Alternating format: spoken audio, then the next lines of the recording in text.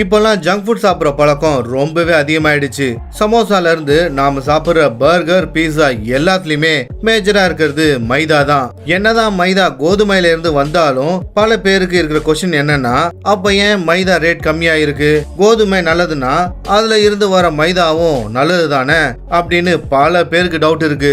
இன்னைக்கு இந்த வீடியோல மைதா மேனுஃபேக்சரிங் ப்ராசஸையும் உங்களுக்கு இருக்கிற சில டவுட்ஸையும் பத்தி தான் பார்க்க போறோம். மைதா பத்தி தெரிஞ்சுக்க முதல்ல கோதுமையை ஒழுங்கா புரிஞ்சுக்கணும். கோதுமையில 3 லேயர்ஸ் இருக்கு: பிரான், எண்டோஸ்பெர்ம் அண்ட் ஜெர்ம். இதுல பிரான் அப்படின்றது கோதுமையோட அவுட்டர் லேயர். இதுல fibre, mineral, vitamin B and antioxidants இருக்கும். அடுத்தது மிடில் லேயர் எண்டோஸ்பெர்ம். இதுல ஸ்டார்ச் அண்ட் குளூட்டன் இருக்கும். லாஸ்டா இருக்கிறது இன்னர் லேயர் ஜெர்ம். இதுல healthy fats, vitamins, minerals and antioxidants இருக்கும். இப்போ இந்த 3 லேயர்ல பிரான் அண்ட் ஜெர்ம்ஸ் எடுத்துட்டா பேலன்ஸ் எண்டோஸ்பெர்ம் தான் நாம யூஸ் பண்ற மைதா.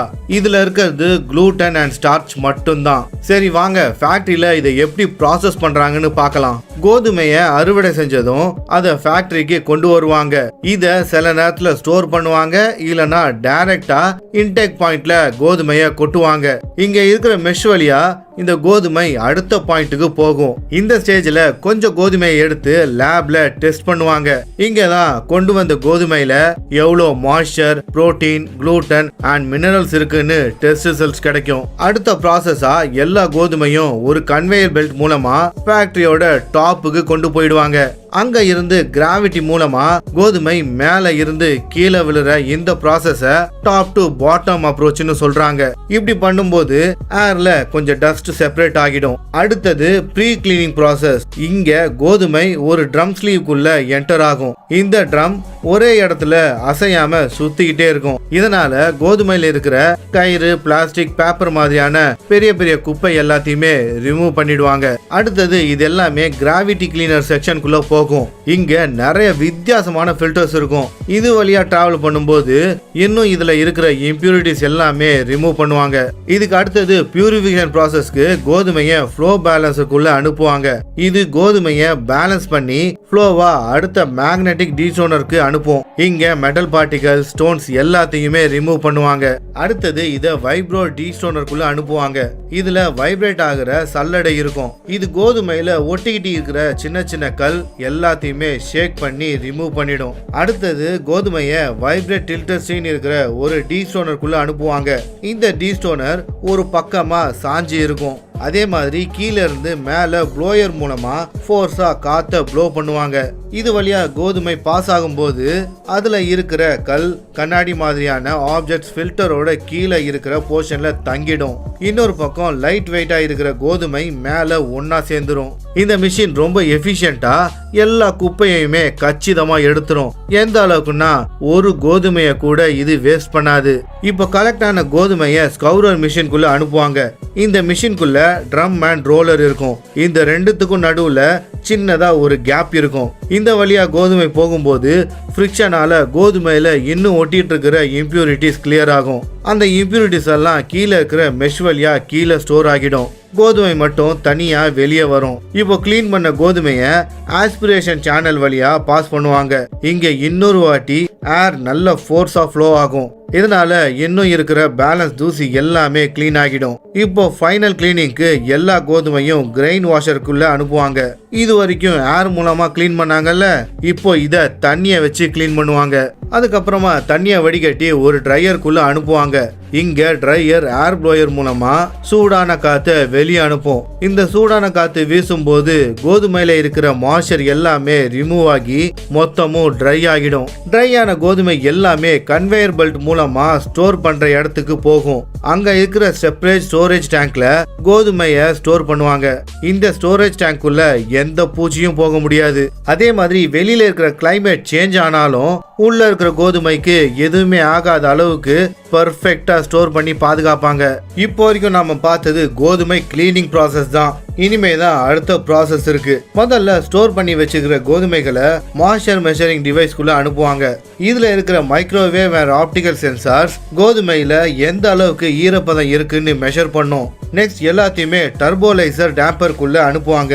இங்க கோதுமைக்கு எவ்வளவு தண்ணி தேவையோ அதை சேர்ப்பாங்க.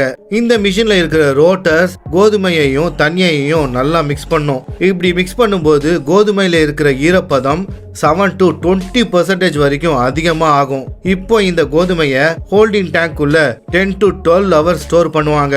இப்படி பண்ணும்போது கோதுமையோட அவுட்டர் லேயர் பிரான் சாஃப்ட் ஆகி எண்டோஸ்பெர்ம் வெளியில வரும். அதுக்கப்புறம் இந்த கோதுமைகளை கிராக்கிங் மில்க்குள்ள அனுப்புவாங்க. இதுல 2 ரோலர்ஸ் இருக்கும். இது ரெண்டுமே டிஃப்ரெண்ட் ஸ்பீட்ல ரன் ஆகும். கோதுமை அந்த 2 ரோலர்ஸ்க்கும் நடுவுல பாஸ் ஆகும்போது மாவா மாறாம உடைஞ்சு பிரான் எண்டோஸ்பெர்ம் அண்ட் ஜெர்ம் எல்லாமே தனித்தனியா பிரிஞ்சிரும். இப்போ இது எல்லாத்தையுமே பிரிச்சு எடுக்க பியூரிஃபையருக்குள்ள அனுப்புவாங்க. இதுல லைனா 4 பியூரிஃபையர் மெஷ் இருக்கும். ஒன்னும் ஒரு சைஸ்ல இருக்கும். அது மட்டும் இல்ல, மிஷினோட பாட்டம்ல இருந்து சூடான காத்து மேல் நோக்கி வீசும். இப்போ உடஞ்ச கோதுமை எல்லாம் பியூரிஃபிகேஷன் மெஷ் வழியா வரும்போது இந்த காத்து பிரான் அண்ட் ஜெர்ம மேல கொண்டு போய் வேற இடத்துல ஸ்டோர் பண்ணும். பேலன்ஸ் இருக்கிற எண்டோஸ்பெர்ம் கீழே ஸ்டோர் ஆகிடும். இப்படிதான் எண்டோஸ்பெர்ம கோதுமையில இருந்து பிரிச்சு எடுப்பாங்க. இந்த எண்டோஸ்பெர்ம் தான் நாம யூஸ் பண்ற ரவா, அதாவது செமோலினான்னு சொல்லுவாங்க. இப்போ மைதா உருவாக்க இந்த ரவைய ரோலர் மில்லுக்குள்ள அனுப்பி அங்க இருக்கிற ஃபீட் ரோலர் மூலமா அந்த ரவை எல்லாத்தையுமே பல ரோலர்ஸ்குள்ள அனுப்பி கிரைண்ட் பண்ணி மாவா மாத்துவாங்க. இப்படி 200 மைக்ரான்ஸ் வர வரைக்கும் அதை நல்லா அரைச்சி எடுப்பாங்க. அதுக்கப்புறம் இத பிளான்ட் ஷிஃப்டருக்கு அனுப்புவாங்க. இங்க ஹரிசாண்டல் போர்ஷன்ல நிறைய ஃபில்டர்ஸ் இருக்கும். இந்த பிளான்ட் ஷிஃப்டர் மாவை 1 by 1 கிளியரா ஃபில்டர் பண்ணும். இப்படி பண்றதால கீழே மாவு தனியா பிரிஞ்சிடும். பேலன்ஸ் அரையாம இருக்கிற ரவைய ஒன்ஸ் அகைன் ரோலருக்கு அனுப்புவாங்க. இப்போ நமக்கு கிடைச்ச 10 to 100 மைக்ரான்ஸ் இருக்கிறது தான் மைதா. ஆனா இந்த மாவு நாம பாக்குற ஒயிட் கலர்ல இருக்காது. அது ஒயிட் கலரா மாறுறதுக்கு கொஞ்சம் நேரம் ஆகும். அதுக்கு வெளியே காய விடணும். பட் கம்பெனிஸ் இதை செய்யாது. ஏன்னா இதை செய்ய டைம் அதிகமாகும். அதனால மைதாவை ஒயிட்டா மாத்த பெராக்சைடு அண்ட் பொட்டாசியம் புரோமேட் கெமிக்கல்ஸை யூஸ் பண்ணி ப்ளீச் பண்ணுவாங்க. இப்படி பண்ணும்போது மைதா சீக்கிரம் ஒயிட்டா மாறிடும். ஃபைனலா இப்போ மைதா கிடைச்சிடுச்சு. இதை பேக் பண்ணி சேல் பண்ண வேண்டியதுதான். கோதுமையில இருந்து தான் ரவை மைதா எல்லாமே கிடைக்குது. ஆனா ஒவ்வொன்றுத்துக்கும் டேஸ்டும் சரி பிரைஸும் சரி டிஃப்ரெண்டா இருக்க காரணம் என்ன தெரியுமா? மைதால பிரான் அண்ட் ஜெர்ம் சுத்தமா இருக்காது. அது மட்டும் இல்ல, ஃபைபர் அண்ட் மினரல்ஸ் எதுவுமே இதுல இல்ல. அதனாலதான் மைதா பிரைஸ் ரொம்ப கம்மியா இருக்கு. டேஸ்ட் டிஃபரன்ஸ் இருக்கிற காரணம் இதோட மைக்ரான்ஸ். கோதுமை 1000ல இருந்து 1500 மைக்ரான்ஸ் இருக்கும். அதுவே கோதுமை ரவை 400ல இருந்து 800 மைக்ரான்ஸ் இருக்கும். அடுத்தது கோதுமை மாவு 300ல இருந்து 400 மைக்ரான்ஸ் இருக்கும். ஆனா மைதா மாவு 10ல இருந்து 100 மைக்ரான்ஸ் தான் இருக்கும். இந்த அளவுக்கு சாஃப்டா இருக்கிறதால இது டேஸ்டா இருக்கும். அண்ட் அதனால தான் இதை பெரும்பாலும் எல்லாத்துக்குமே யூஸ் பண்றாங்க. ஓகே ஃப்ரெண்ட்ஸ், இதோட இந்த வீடியோ முடிஞ்சிருச்சு. இந்த வீடியோ பிடிச்சிருந்தா மறக்காம லைக் பண்ணிட்டு உங்க ஃப்ரெண்ட்ஸ் அண்ட் ஃபேமிலிக்கு மறக்காம ஷேர் பண்ணுங்க.